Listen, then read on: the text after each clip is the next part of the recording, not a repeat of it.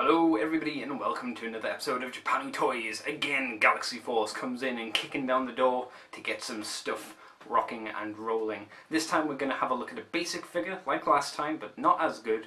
It's Jackshot.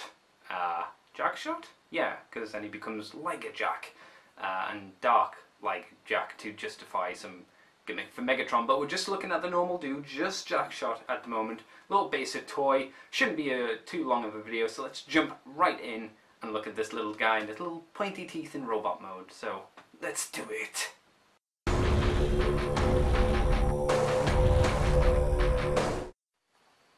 Jackshot in his tiny little vehicle mode is not a bad little vehicle. He looks like a hardcore little off-road vehicle and generally has some nice colours to him. He's nice and compact and doesn't really do anything amazing, but doesn't do anything wrong either.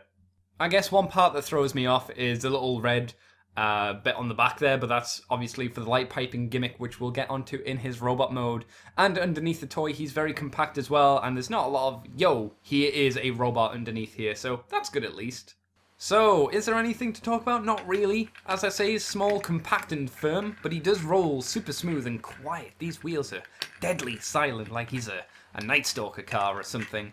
Around the back here we have the Cyberplanet key gimmick, which you can flip the claws down to get it at a little bit better, at least. We also have the hole up here for the missile, which I've taken out because it throws off the look of the toy. Detail on the top here is actually pretty good. The only thing I don't like about this, I guess, is the yellow paint on the headlights, but let's take him to robot mode.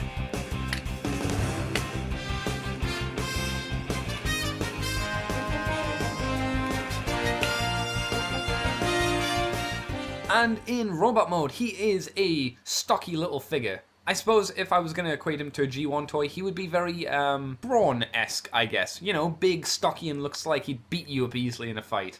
My biggest complaint is the neck.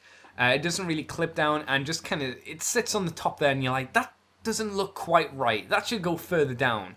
But, you know, it's just one of those things, I guess. And he does have a lot of stuff hanging off of his back, but it doesn't really like throw him off balance a huge amount unless, again, you go around poking him. He stands fairly well, and he has some really good light piping once again because of that big old bit of red in the back. And when you have his missile in as well, that glows as well, which is pretty neat.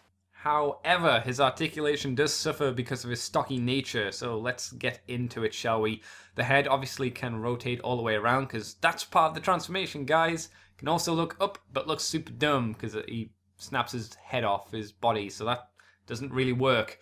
The arms are on ball joints, but because they're facing towards you, they can move out only this far, like this, just because of how that joint is cut. So it's not a real good elbow bend or shoulder bend, but they can rotate a hell of an amount up, you know.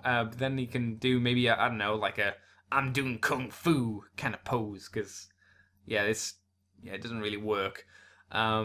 Just because of the shape of the arms, because of how it transforms as well, makes it a little bit weird, especially when you give him the elbow bend, which is 90 degrees, but it brings them into his chest. So he couldn't really hold a gun to somebody's head or anything like that. His waist is really good, though. It's got a good cut there for his swiveliness. And let's move the arms out of the way, because again, in the way. The legs move out, so he can splits. And because of the transformation, he can get his leg all the way up there. And we have a 90-degree bend at the very least. And his toes can move as well, but that's not a big thing. So it can't really do a huge amount, I'm afraid.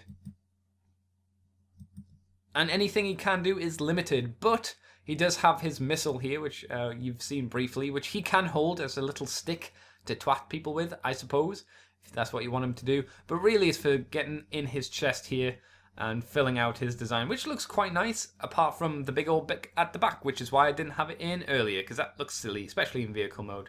Cyberplanet key in the back, force chip or whatever, and you push it in, and it shoots a missile, which I don't think it showed you very well. So let's do that again, shall we? Let's put it in there.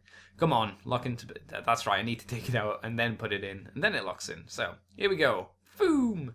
It shoots quite well, actually. It's a good little spring gimmick, but yeah, when you use it, he then loses his chest detail, so make sure that you have it, I guess. But is he worth getting?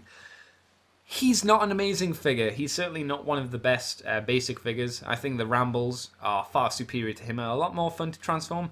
but he's kind of fun. You can have fun with this guy, I guess. He looks good on the shelf, I think, better than actually playing with him. And yo, he then becomes a much worse toy in the future, which I might talk about some point as well, at least his evil incarnation. But until then, guys, thank you for watching this video, and I will catch you next time for something else Galaxy Force related. Catch you later, guys.